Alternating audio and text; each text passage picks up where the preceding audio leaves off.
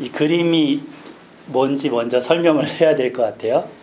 지금 여기 뿔나팔에다가 50년째 희년이 선포되는 건데, 50년째 희년이 선포될 때 결박되었던 이 쇠고랑이 깨어지고 자유가 선포되는 겁니다. 그리고 생명이 움트는 생명의 한 해를 상징적으로 그림으로 표현한 겁니다. 누가 그렸는지 참 잘 그려서 이제 화면에 첫 화면으로 가져왔습니다. 저기는 그 뿔나팔을 길게 불고 있죠. 이거 이호승 집사님이 준비하신 것 같은데. 네, 뿔나팔이에요. 실제로 양의 뿔로 만든 뿔나팔. 여기 보니까 예루살렘이라고도 영어로 써 있고요. 예. 그리고 여기 보면은 우리 메노라, 그 등불, 그죠? 등잔대 그것도 있고, 다윗의 별. 우리 그냥 이런 별, 오각형 별이 아니라 다윗의 별은 육각형으로 되어 있어요, 그죠? 예. 이런 모양도 있고, 여기 보니까 이 예루살렘 도시도 이렇게 판으로 새겨놨더라고요. 불 수 있을는지 저는 연습을 안 해봐서. 네. 오늘 이 뿔나팔의 해를 선포합니다. 지난주에는 저희가 성막 안에 두 가지에 대해서 살펴봤습니다. 첫째는 그 하나님께서 히브리어로 이제 메노라, 지금 방금 얘기했죠? 이 메노라라고 하는 7 촛대, 거기에다가 하나님 앞에 불을 항상 켜라고 하셨습니다. 그리고 둘째는 이 반대편에 있는 12개의 떡을 안식일마다, 일주일, 돌아오는 일주일마다 준비하라고 말씀하셨습니다. 그래서 이 떡을 준비하는 것은 곧 하나님의 말씀을 준비하는 삶으로 적용될 수 있다고 했죠. 충성되고 지혜 있는 종이 돼서 때를 따라 양식을 준비하는 삶, 그 삶을 살아가는 자에게, 여기 보세요, 여기 보세요. 이게 메노라라고 치면 이거는 떡이에요, 떡. 이렇게 비추는 거예요, 반대편에서. 그래서 하나님의 등불이, 성령의 조명하심이 비추입니다. 우리 모두 삶에서 이러한 제사장 같은 삶이 되기를 바랍니다. 한편 하나님께서는 하나님의 이름을 모독하는 그 자에게는 어떻게 하라고 했습니까? 돌로 쳐서 죽이라. 투석형이라고 하죠. 돌로 쳐서 죽이라. 아주 끔찍하지만 그런 명령을 하셨습니다. 근데 이제 지난 주간, 한 주간을 지나면서 한 사람이 이 말씀 가운데 생각이 났습니다. 누구일까요? 누굴까요? 이 다음 장에 나오죠. 다윗입니다. 우리 성서 박물관에 갔을 때도 돌려서 막 던지는 거 있었잖아요. 사무엘상 17장에 보면 블레셋과 이스라엘 전투가 이렇게 일어나게 되는데, 그때 저 사람의 키가 3m가 넘습니다. 그래서 3m가 넘으면은 이렇게 한참 올려다 봐야죠. 이 천정 정도 될라나? 한참 높아요. 그런 싸움 도두는 자가 나왔습니다. 이 사람은 노트구를 쓰고 비늘 갑옷을 입고 그 각반도 노수로 된 걸 차고 노 단창을 맸습니다. 그리고 이제 아주 무거운 철로 만든 창을 들고 있었습니다. 저 철을. 그래서 이 사람은 그 누구도 담이 대들 용기가 나지 않을 만한 그런 적이었습니다. 며칠을 나왔느냐? 자그마치 40일을 아침 저녁으로 나와서 이스라엘 군대를 모욕을 하는 겁니다. 또 이스라엘의 하나님을 모독을 하는 겁니다. 이스라엘 백성들은 두려워서 도망갔습니다. 그런데 전장터에 형들한테 도시락 갖다 주려고 왔던 소년 다윗이 이 광경을 봅니다. 이 소리를 듣습니다. 아니, 감히 살아계신 하나님의 군대를 모독하는 자가 누구냐? 저자를 가만히 둘 수 없다. 나라도 나가야 되겠다. 이렇게 나섰습니다. 그리고는 시냇가에서 매끄러운 물맷돌 5개를 골라서 양치기 그 옷 주머니에다가, 호주머니에다가 넣고는 손에 막대기 하나 들고 골리앗 앞에 나아갑니다. 다윗이 하는 말을 한번 들어볼까요? 제가 메시지 성경으로 한번 찾아와 봤는데 읽어볼게요. 너는 칼과 창과 도끼를 가지고 내게 오지만 나는 네가 비웃고 저주하는 만군의 하나님, 이스라엘 군대의 하나님의 이름으로 나아간다. 바로 오늘 하나님께서 너를 내 손에 넘겨주실 것이다. 누가? 하나님이 나에게 넘겨주실 것이다. 내가 너를 죽이고 네 머리를 베어서 네 시체와 네 블레셋 동료들의 주검을 까마귀와 늑대들의 먹이로 던져줄 것이다. 이스라엘에 참으로 놀라우신 하나님이 계심을 온 땅에 알게 될 것이다. 하나님께서는 칼이나 창으로 구원하는 분이 아니심을 여기 모인 모든 사람이 깨닫게 될 것이다. 전투는 하나님께 속한 것이니 그분께서 너희를 우리 손에 손쉽게 넘겨주실 것이다. 아주 당차게, 배포 있게 말하면서 나아갑니다. 그리고는 다윗은 배낭 주머니에서 물맷돌을 꺼집어내서 물매에다가 딱 감싸서는 힘차게 던집니다. 이 돌이 날아가서 골리앗의 이마에 딱 세게 박혔습니다. 저기 보이시죠? 돌 박힌 거 보이세요? 해골. 골리앗 해골이 발견됐답니다. 돌이 박힌 채로. 이 골리앗이 땅바닥에 얼굴을 파묻고는 맥없이 쓰러집니다. 하나님의 이름을 모독하는 자의 최후였습니다. 삼위 하나님의 이름을 모독할 때 우리도 다윗같이 분개할 수 있어야 합니다. 감히 하나님의 이름을 욕보일 때 같이 동조하거나 방관해서는 안 될 것입니다. 사도 바울은 고린도후서 10장에서 이렇게 말합니다.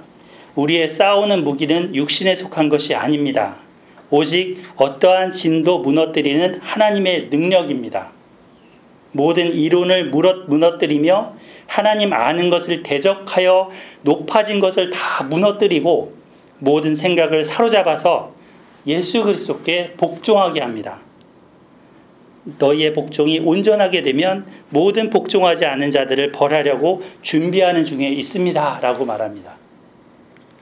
그러니까 다윗이 골리앗을 돌로 때려 눕힌 것처럼 하나님 아는 것을 대적하여 높아진 그 교만한 세력들을 향하여서 복음의 말씀으로 그 물맷돌로 맞서는 것입니다. 세상의 탐심과 이기심으로 가득 찬 생각들을 사로잡아서 예수 그리스도 앞에 복종시키는 겁니다. 믿어 순종시키는 것이죠. 성경 말씀은 이러한 능력이 있습니다. 그러므로 우리 자신부터 거짓과 교만으로 이기심과 탐욕으로 찬 생각들이 일어난다면 이 하나님의 말씀의 돌로 쳐야 합니다. 이렇게 살아갈 때 바르지 못한 세상을 분별할 수 있고 또 바르게 도와줄 수 있는 사람이 됩니다. 우리가 복음의 돌로 하나님이 없다는 진화론의 바탕을 둔 가치관들이나 유물론들, 허무주의, 쾌락주의, 과학 만능주의 이와 같은 잘못된 사상들과 싸울 때 하나님께서 힘써 함께 싸워주십니다. 하나님의 명예가 달려있기 때문입니다. 아멘. 오늘은 레위기 25장 안식년과 희년에 대한 말씀을 함께 나누겠습니다. 제목은 뭐죠? 주보에 써 있어요. 자, 제목이 뭐죠? 같이 읽어볼까요? 시작.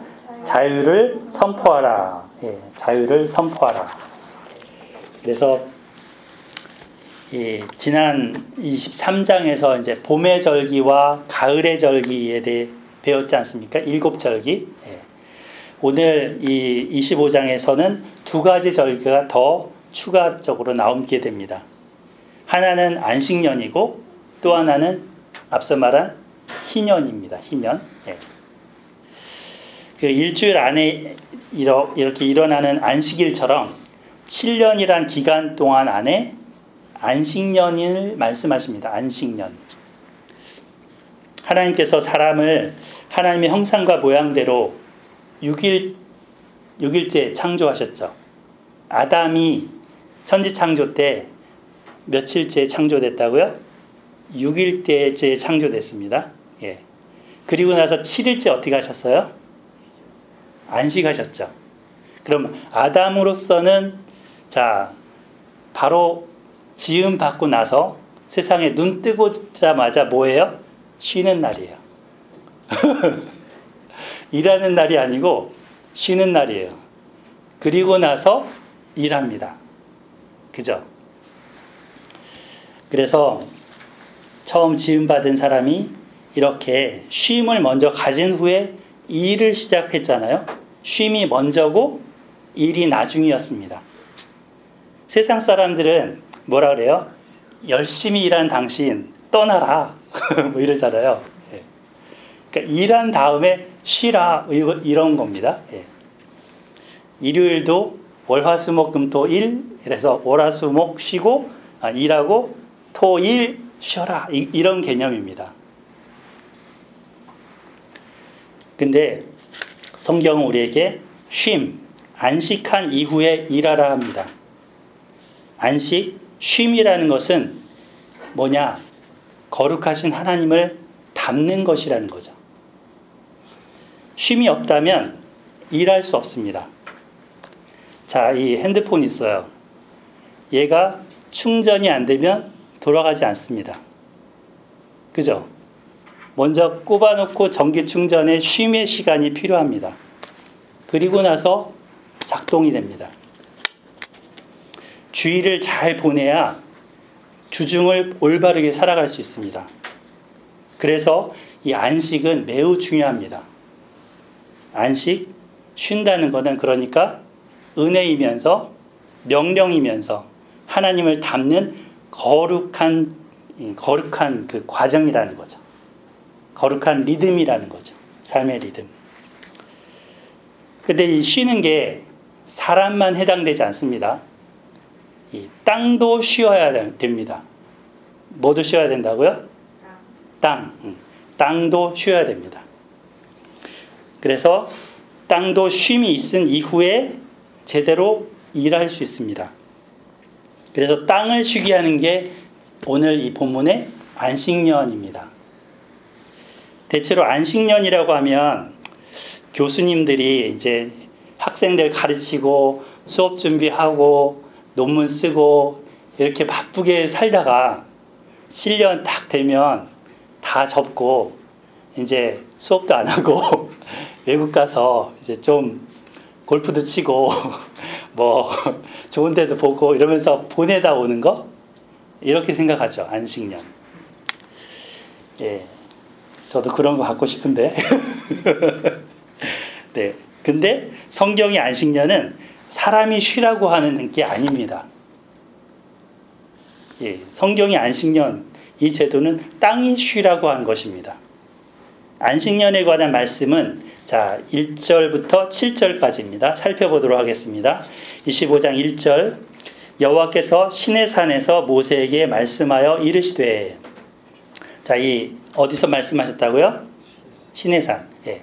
이 레위기 말씀이 시내산에서 주어진 것이죠. 27장 레위기 27장 마지막으로 한번 가보실까요? 27장 마지막 절 34절 여러분이 찾아서 한번 같이 읽어봐요. 34절 시작. 이것은 여호와께서 이스라엘 자손을 위하여 모세에게 명령하신 계명이니라. 네, 시내산에서 말씀하신 계명이다. 지금 25장도 이렇게 시작하고 있고 27장도 이렇게 끝나고 있죠. 그래서 지금 25, 26, 27장이 하나의 이렇게 문단이에요. 이 레위기에서. 그리고 이 시내산에 도착한 그때부터 지금 이제 말씀을 쭉 하셨고 이 민수기 10장 이제 넘어가야지 시내산에서 출발을 하게 됩니다. 이 기간이 약 1년 정도 머무르게 되는데 그 기간에 주신 게 이 레위기입니다. 25장 2절 보겠습니다. 이스라엘 자손에게 말하여 이르라. 너희는 내가 너희에게 주는 땅에 들어간 후에 그 땅으로 여호와 앞에 안식하게 하라. 지금 나오죠? 땅으로 여호와 앞에 코람데오, 여호와 앞에 안식하게 하라. 하나님께서는 그 백성에게 땅을 약속하셨습니다. 지금은 이집트에서 나와서 광야를 지나가는 과정에 있죠. 이들의 목표는 하나님이 주실 땅입니다. 지금은 이제 하늘에서 내리는 만나를 기다리면서 그걸 먹고 있지만 이제 하나님이 주실 그 땅, 가나안 땅에 들어가게 되면 어떻게 돼요? 이제 씨를 뿌리고 걔네들이 자라면 거두고 또 나무를 과일나무를 심어서 또 거두고 곡식을 거두듯이 과일을 거두고 이런 기대감이 있습니다. 그거를 먹을 수 있습니다. 그런 기대와 소망 속에 이 광야 기간을 견디고 있지 않습니까? 그런데 하나님께서는 들어간 후에라고 하면서 그죠? 내가 너희에게 주는 땅에 들어간 후에 하면서 뭐라고 하냐면 그 땅으로 안식하게 하라. 그 땅으로 경작해. 그 땅으로 잘 먹고 잘 살아. 이 말씀을 하시는 게 아니고 안식하게 하라. 이 말씀 먼저 하시는 거예요. 더 쉽게 얘기하면 땅을 놀려. 그래서 이렇게 그냥 거기서 땅이 그냥 아무것도 안 하게 그냥 놔둬. 이렇게 하시는 거죠. 다소 쉽게 받아들여지지 않는 말씀들입니다. 아니 쉬게 하다니요. 이 아까운 땅을 그렇게 고대하고 찾아온 이 땅을 그리고는 이제 이 사람들 머리에는 뭐가 있냐면 종이나 노예가 있으면 부려먹고 시켜먹을 것을 생각하는 게 가득할 겁니다. 땅도 있으면 그거를 어떻게든 가꾸어서 일구어서 해먹으려고 하는 생각으로 가득할 겁니다. 근데 잠깐 하는 거예요. 하나님이 잠깐 너 잠깐 멈춰. 이들에게 이제 처음에도 뭐라고 하셨냐면 안식일을 명령하셨지 않습니까? 안식일. 예. 그리고 종들과 가축으로 쉬게 하라고 하셨습니다.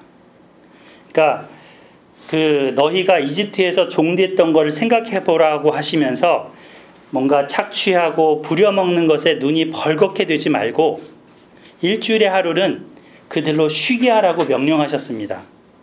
그러니까 너가 쉬라. 이것도 물론 중요한 거지만 너가 데리고 부리는 자들, 너가 그들에게 시키는 자들을 쉬게 하라. 이게 안식일의 취지입니다. 땅도 마찬가지라는 거죠. 땅도 자꾸 이렇게 일궈서 가꿔서 뺏어 먹는 거잖아요. 땅으로부터. 근데 1년, 2년, 3년, 4년, 5년, 6년까지는 그렇게 해도 돼. 근데 7년째에는 쉬게 해줘. 라고 말씀하십니다.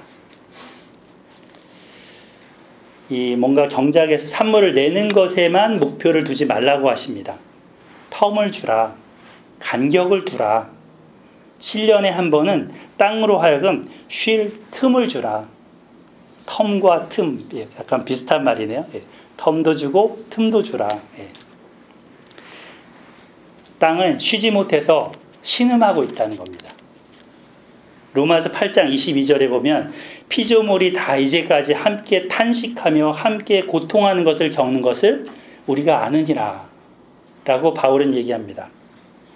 땅을 포함하여 인간 때문에 피조물이 탄식하고 고통을 겪고 있다고 하십니다. 사실 아담과 하와가 타락했을 때 하나님 뭐라고 하셨냐면 땅은 너로 말미암아 저주를 받고 하셨죠. 그래서 가시덤불과 엉겅퀴를 낼 것이다. 그렇게 말씀하셨습니다. 그래서 네가 평생 수고해야 소산을 먹으리라 하셨습니다. 땅이 쉬지 못하니까 땅이 내는 소산물도 별로 건강하지 못합니다. 쉬지 않고 일하는 사람 능률이 잘 안 오르죠. 안 오르잖아요. 잠을 안 자고 일하는 사람 눈을 시뻘겋게 충혈되는데 정신이 없죠. 그런 것처럼 땅도 쉬어줘야 소산물이 건강하게 나옵니다. 요즘에는 땅속의 미네랄과 영양소들이 많이 고갈됐습니다. 같은 땅에서 똑같은 과일을 경작해도 영양소가 다릅니다. 이게 그림 왼쪽에 보시면 1950년대는 사과 한 알에 이 담겨있던 철분이 1988년에 사과 26개에 담겨있는 철분 한 명하고 똑같다는 겁니다. 놀랍지 않아요? 26개를 먹어줘야 1950년대 먹었던 그 영양분이 우리 몸에 들어온다는 거예요. 땅을 쉬게 하면 땅 속에 각종 영양물질이 보충되고 쌓이는 기간을 갖습니다. 지금 이 중세 유럽의 휴경인데 이것도 보면은 이렇게 휴한지, 추경지, 춘경지 이렇게 해서 방목하는 땅도 있고 휴한지, 쉬는 그런 땅들이 있었습니다. 다 한꺼번에 다 갈지를 않았어요. 이렇게 쉬게 했죠. 근데 공기 중에 약 78% 되는 공기의 성분이 뭐죠? 산소 말고 질소, 그죠? 질소가 있습니다. 이 질소 같은 성분은 이 식물에 꼭 필요한 성분입니다. 그래서 질소, 인산, 칼리 해서 비료를 해갖고 뿌려주기도 하잖아요. 근데 이것이 식물이 공기 중의 질소를 그냥 끌어올 수가 없습니다. 뿌리 근처에 있는 뿌리옥 박테리아가 질소를 식물이 받아들일 수 있는 이온으로 바꿔주어야 이 뿌리를 통해서 식물에게 이 질소가 올라옵니다. 그런데 이 번개가 치면은 식물에게 필요한 성분이 만들어져서 식물에 내립니다. 구름 속에 이 음전하, 양전하라고 저기 마이너스 플러스 있죠? 예. 저기 이온 간격이 뭔가 이렇게 전하 간격이라고 해서 전위차가 생기게 되면 이게 번개가 일어나는 거예요. 또는 저기 위쪽에 하고 땅 쪽하고 이렇게 전위차가 확 생기니까 낙뢰나 이런 그 벼락 같은 것이 치기도 하는 거죠. 그러면 고전압의 방전으로 인해서 대기 중에 있던 질소하고 산소가 탁 결합합니다. 그래서 질산염이 만들어집니다. 그리고 비를 통해서 이게 막 땅에 내려요. 그러면 이 식물들 안에 이것들이 들어오는 거죠. 무슨 화학 수업 같은 시간이 돼버렸는데 예. 하나님이 이렇게 농사를 지으신다는 거예요. 번개를 통해서 예. 농사를 지으셔요. 땅을 쉬게 하면 그때 번개를 통해서 하나님이 땅을 비옥하게 하십니다. 예, 욥기에 보면 엘리후가 욥한테 하는 마지막 말에 이 번개를 언급하는 부분이 나옵니다. 여기 나오죠? 욥기 36장 30절로 31절에 예, 뭐라고 나왔냐면 온 하늘에 번개를 보내십니다. 그러나 바다 및 깊은 곳은 어두운 채로 두십니다. 이런 방법으로 사람을 기르시고 먹거리를 넉넉하게 해주십니다. 이 먹거리가 번개로 인해서 생긴다는 얘기를 하는 거죠. 고대에 이런 지식이 있었어요. 근데 나중에야 이 번개가 질소 이런 화합한다는 거를 과학적으로 발견을 해냈죠. 번개는 자주 치지 않습니다. 안식년을 보내면 땅이 쉬게 하시고 영양분도 푹 주십니다. 또 낙엽들도 푹 썩으면서 유기물도 숙성됩니다. 거기 땅의 미생물들도 막 활달하게 예, 움직이면서 땅을 비옥하게 만드는 거죠. 근데 농사를 계속 짓게 되면 어떻게 돼요? 식물 내에도 독성이 있습니다. 그래서 그 독성이 뿜어져 나오면서 그 식물이 스스로 못 견뎌서 죽는다고 합니다. 그래서 농부들은 강제적으로 땅을 비옥하게 하기 위해서 경작을 쉬는 예, 앞서 이러한 같은 예, 휴경을 했습니다. 윤작이라고 해서 땅을 여러 개 있으면 올해는 이쪽을 하고 내년에는 저쪽을 하고 뭐 이런 식으로 하기도 하는 거죠. 근데 하나님께서 땅으로 안식하라고 하실 때는 이런 이유로 쉬라고 하신 게 아닙니다. 농사를 잘 되게 하려고 하니 땅을 쉬게 하라 그렇게 명령하신 게 아니라고요.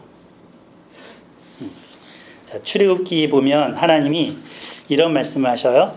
출애굽기에 자, 지난번에 우리 퀴즈도 냈었는데 암송하는 거를 같이 한번 읽어봐요. 화면 보고 시작. 세계가 다 내게 속하나니 너희가 내 말을 잘 듣고 내 언약을 지키면 너희는 모든 민족 중에서 내 소유가 되겠고 너희가 내게 대하여 제사장 나라가 되며 거룩한 백성이 되리라. 너는 이 말을 이스라엘 자손에게 전할지니라. 여기 하나님이 세계가 다 내게 속하였나니 곧 이 세계가 이 땅이 다 내 거다. 하나님 거다. 라고 하십니다. 그리고 하나님이 주인이다. 라고 하십니다. 그래서 하나님 말씀을 잘 듣고 순종하면 이스라엘 민족 너를 제사장 나라 거룩한 백성 삼아서 내가 다리 역할 하도록 해줄게. 라고 하시는 거죠. 이 안식년은 이걸 기억하라고 주시는 겁니다. 하나님이 이 땅의 주인이라는 것을 기억하라고 주시는 겁니다. 뭐 다음 해 땅이 더 많은 생산물을 내도록 하기 위해서 주신 게 아니고 이 땅의 주인은 누구다? 하나님이다. 나는 뭐다? 나는 소작입니다. 라는 것을 기억하게 하는 해라는 거죠. 그 안식일을 보낼 때도 뭘 기억하는 날이었어요? 출애굽한 것의 구원의 은혜를 기억하는 날이고 하나님 창조하신 것을 기억하는 날이었잖아요. 그런 것을 기억하는 날로 기억하는 한 해로 보내라 하시는 것이죠. 그래서 안식년을 보낼 때는 땅으로 안식하게 하신 그 하나님, 이 땅의 주인이신 하나님을 기억하시게 하시는 해로 보내라 하십니다. 쉼은 명령이기도 하고 그래서 은혜인 것입니다. 그래서 사실은 뭔가 쉰다라는 것은 통치자들에게는 불편한 것 같아요. 불편한 명령이라고 생각하는 것 같아요. 구소련이 옛날 이제 공산주의 혁명을 할 때 이 7일이라는 그 일주일 간격, 일주일마다 하루는 쉬는 거, 이거를 없애려고 했습니다. 그리고 없애고 10일로 바꾼 거예요. 7일을 10일로. 그러면 더 일을 하니까 생산력이 더 많아지지 않겠냐 판단했습니다. 그렇게 됐을까요? 아니요. 거꾸로 됐습니다. 더 생산량이 떨어집니다. 그래서 다시 돌아갔습니다. 7일로. 사람들은 이 골병들이 들었던 거죠. 그래서 안식일은 하나님이 정하신 것이기 때문에 하나님의 말씀대로 할 때 바로 되는 거예요. 사실 가게를 열어서 일하는 사람은 주일날 쉬는 것을 고민합니다. 이 가게 문을 주일에도 열면 매출이 더 오르는데 많은데 하면서 교회 가더라도 오전에 잠깐 갔다 오고 또 문을 열고 일을 합니다. 더 많이 벌고자 하는 거죠. 그런데 하나님은 우리의 욕심과 불안에 대해서 브레이크를 거십니다.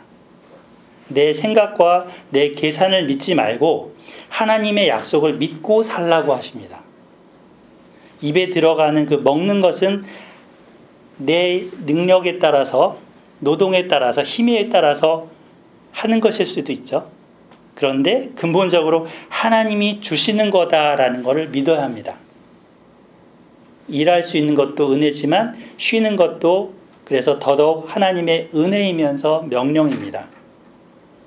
그럼 땅을 어떻게 쉬게 할까요? 자, 레위기 25장 3절 4절로 돌아오십시오. 3절 4절 제가 3절 읽을게 여러분 4절 읽어주세요. 너는 6년 동안 그 밭에 파종하며 6년 동안 그 포도원을 가꾸어 그 소출을 거둘 것이나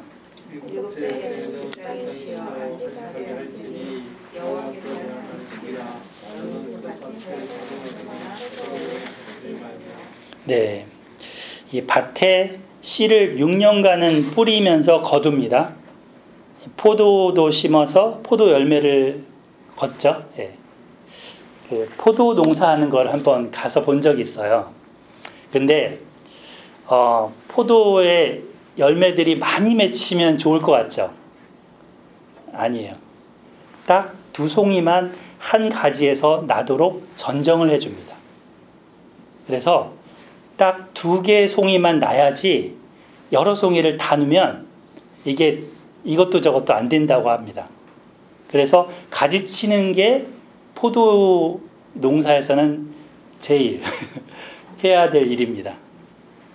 그래서 여기서 포도원을 가꾼다라는 말은 가지치기를 한다라는 단어예요. 여기 히브리 원어가.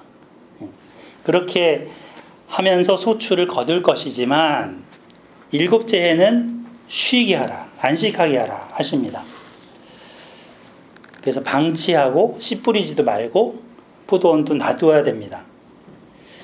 자, 그래도 스스로 나오는 작물들이 있겠죠. 스스로 포도 열매가 나오겠죠. 예. 그거 어떻게 할까요? 5절부터 7절입니다. 네가 거둔 후에 자라난 것을 거두지 말고, 여기 나오죠? 그냥 거둔 후에도 자라난 것을 거두지 말고 가꾸지 아니한 포도원에 맺은 열매를 거두지 말라. 지금 거두지 말고 거두지 말라 하시죠?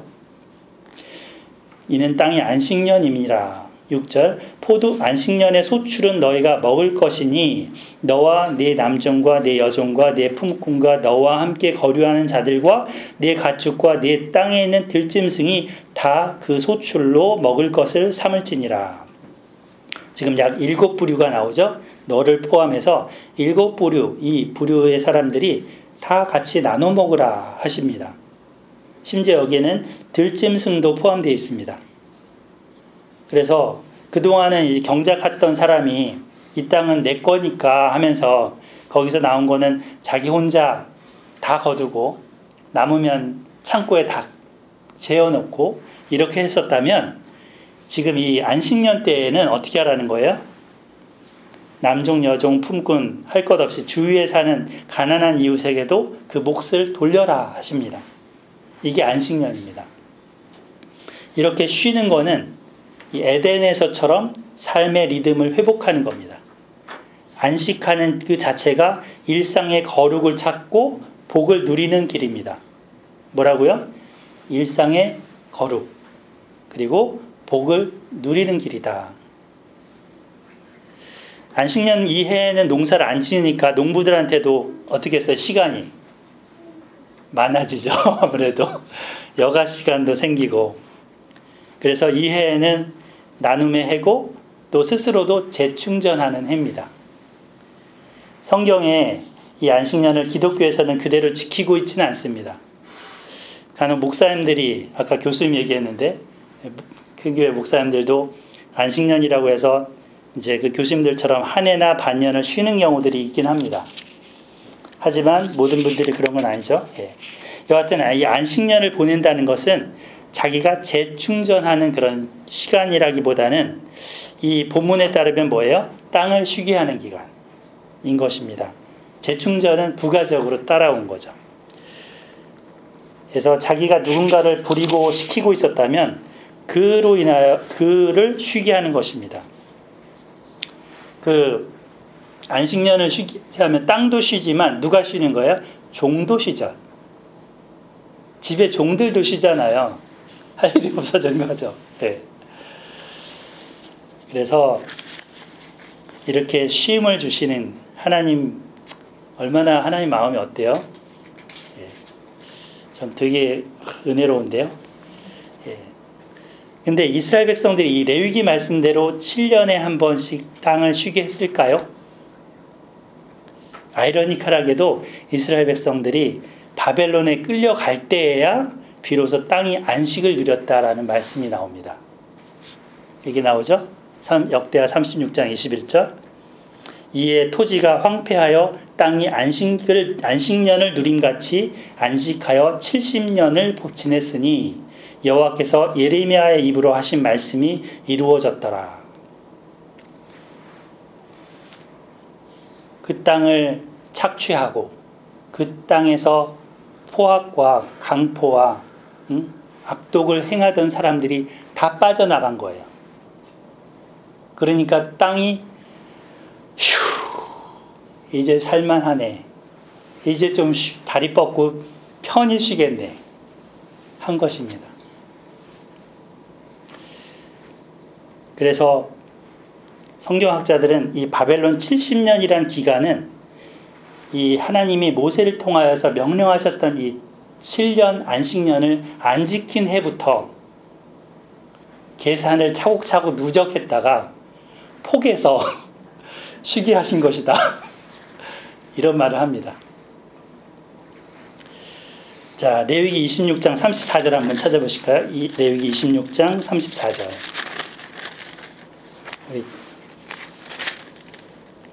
같이 한번 읽어보겠습니다. 시작. 너희가 원수의 땅에 살 동안에 너희의 본토가 황무할 것이므로 땅이 안식을 누릴 것이라. 그때 땅이 안식을 누리리니. 네. 그래서 35절 제가 읽을게요. 너희가 그 땅에 거주하는 동안 너희가 안식할 때 땅은 쉬지 못하였으나 그 땅이 황무할 동안에는 쉬게 되리라. 그래서 이 땅에서 쉬게 된다라는 것은 재앙이죠. 재앙. 이 땅이 쉰다는 건 여기선 재앙이잖아요. 너희가 이 말씀대로 안 지키면 내가 재앙을 내릴 건데 그 재앙 중에 하나가 이거다라는 겁니다. 그대로 이루어졌어요. 레위기 말씀대로. 그리고 예레미야 25장 11절 29장 10절에서는 70년을 바벨론 포로로 끌려갈 것이다 라고 예언을 했었죠. 그대로 이루어졌어요. 그리고 언제 이게 성취가 돼요? 나중에 다니엘이 예레미야서를 읽다가 하나님이 이렇게 예언하신 것 읽게 되죠. 그리고 하나님 앞에 조상들의 죄와 자신의 죄를 자복하고 용서를 구하면서 이 약속대로 이루어달라고 바벨론에서 기도합니다. 그리고 딱 70년이 되었을 때 고레스를 통해서 귀한 명령을 시켜주신 거죠. 근데 참 역사의 그 시간대도 계산해 보면 절묘한 게요. 성전이 파괴돼서 무너졌을 때부터 성전을 재건할 때까지가 딱 70년이고요. 그 예루살렘 성이 무너져서 성벽을 건축할 때까지가 딱 또 70년이더라고요. 이 70년의 기간을 하나님이 아주 세밀하게 세셨습니다. 그동안 생산을 위해서 뭔가 계속 착취하고 빼앗았던 것이 있었다면 이제 손을 거둘 때가 필요합니다. 그것이 본문에서는 땅이었는데 현대 사회를 살아가는 우리들, 농사를 짓지 않은 우리들에게는 이게 해당이 안 되지 않습니까? 그럼 어떻게 적용을 할 수 있을까요? 제가 생각을 해봤는데 이렇게 적용해 보면 어떨까? 우리 향수 집사님 되게 좋아할 것 같은데. 자, 집안의 가정주부, 엄마 역할, 아내 역할로 쉼없이 살아온 분이 있다면 남편분은 그녀에게 얼마라도 쉼의 시간을 내주는 겁니다. 자녀로부터 해방, 남편으로부터 해방, 가정 살림으로부터 해방. 네, 안식년. 또 남편이 돈 벌기 위해서 쉬지도 못하고 일하면서 가정경제를 위해서 수고만 해왔다면 잠시의 시간을 그에게 아내가 주는 겁니다. 안식년 이렇게. 자, 어떨까요? 굉장히 생각만 해도 좋지 않아요? 쉼은 재충전이고 새롭게 시작할 수 있는 활력의 시간이 될 것입니다. 저희 회사에도 1년에 몇 명을 뽑아서 연구 연수를 갖는 기간을 줍니다. 그간 연구를 하느라고 지쳤던 마음과 몸을 쉬기도 하면서 새로운 연구 분야에 대해서 살피고 생각하는 시간을 갖게 하는 것입니다. 이거를 안식년이라고 부릅니다. 저도 가보고 싶습니다. 입사 후에 아직 한 번도 안 가봐서. 그렇다고 또 교회를 또 하기 때문에 쉴 수도 없을 것 같긴 하지만. 자, 땅으로 안식하게 하라는 이 말씀 속에 담긴 내용을 보면 일단 이 경작하는 땅이 내 것이 아님을 생각하게 하십니다. 경작한 농산물을 들짐승이 못 먹게 펜스도 치고 그물망도 덮어갖고 고구마 못 캐먹게, 감자 못 캐먹게 막아놨다가 살았는데 이제 7년째에는 그거를 다 허용해야 됩니다. 들짐승한테도 멧돼지한테도 파먹게 그냥 허용해야 됩니다.